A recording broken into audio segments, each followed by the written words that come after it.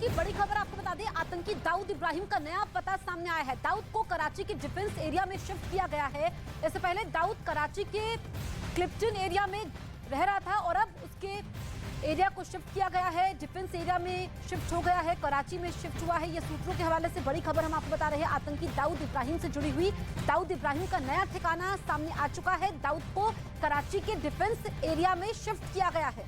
इससे पहले कराची के ही क्लिफ्टन एरिया में दाऊद इब्राहिम रह रहा था, लेकिन अब उसने अपना ठिकाना बदल दिया है। और सूत्रों के हवाले से यह बड़ी खबर जिसमें दाऊद के नए ठिकाने का पर्दाफाश हुआ है।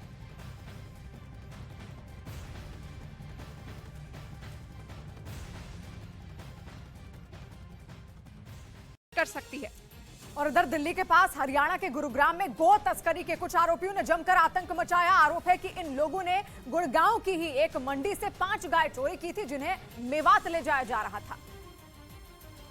लेकिन उससे पहले ही बजरंग दल के कुछ कार्यकर्ताओं को इसका पता चल गया, जिन्होंने गो तस्करी के इन आरोपियों का पीछा करना शुरू कर दिया और इसका वीडियो बनाते रहे, जिसमें दिखा कि पकड़े जाने के डर से आरोपी गुड़गांव की संकरी गलियों में भी अपने पिकअप वैन को दौड़ाते नजर आए, जिसका कई किलोमीटर तक पीछा किया गया। आरोप है कि चलती पिकअप वैन से आरोपियों ने 2 गायों को नीचे गिरा दिया, साथ ही उन्हें पकड़ने में जुटे लोगों पर पथराव भी किया। 100 तो पत्थर मारे हैं हमारी गाड़ियों पर और हमारी गाड़ी के आगे गोवंशों को फेंक दिया। हालांकि काफी देर बाद गो तस्करी के आरोपी को पकड़ लिया गया, जबकि 5 लोग भागने में कामयाब रहे।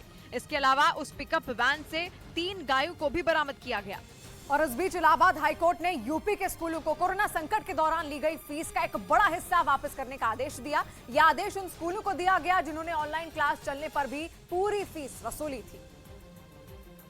लेकिन अब इलाहाबाद हाईकोर्ट ने आदेश दिया कि कोरोना काल में वसूली गई फीस का 15% उन स्कूलों को वापस करना होगा। इस मामले में जो याचिकाएं दायर की गई थी, उनमें कहा गया था कि कोरोना महामारी के दौरान स्कूलों की ऑनलाइन पढ़ाई हुई, इसीलिए बच्चों ने स्कूलों की सुविधाओं का इस्तेमाल नहीं किया, लेकिन इसके बावजूद लोगों से पूरी फीस वसूली गई।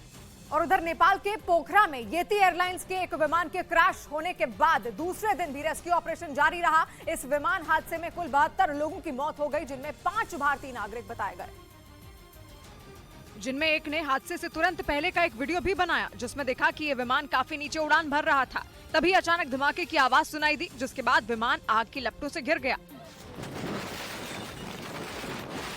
वीडियो में हादसे से पहले सभी यात्री विमान के अंदर आराम से बैठे दिखाई दिए, लेकिन अचानक प्लेन का संतुलन बिगड़ने से वो परेशान हो गए। लाइव देख उस स्थिति तक देखे जब विमान क्रैश हुआ और वहाँ जब उसके हाथ से मोबाइल छूट गया। हादसे से पहले का एक वीडियो भी सामने आया, जो किसी ने थोड़ी दूर से बनाया था।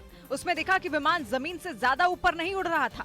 अचानक विमान टेढ़ा हो गया, जिसके बाद उसके गिरने की आवाज सुनाई दी।